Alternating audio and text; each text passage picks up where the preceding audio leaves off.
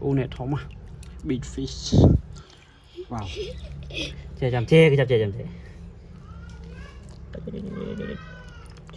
Wow. Wow. Tuyệt quá.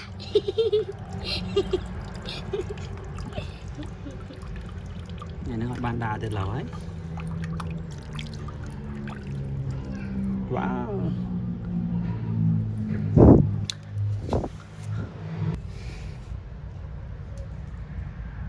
Wow. Wow, it's a lot of fish and a snail. Wow, it's too many. Đi poi kì. Đi poi kì. Blue. is- Yellow. Yes. Yellow. Oh, ở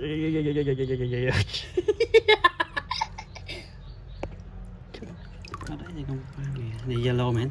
Sam cút. Chào.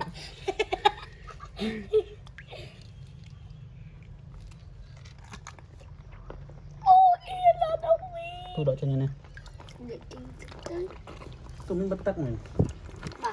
Ta bắt cho bắt tha, giờ cho bạn, giờ cho bạn. Oh wow. Kalau tu saya kita plank. Cái đạp bao giờ cái hai không màu vô.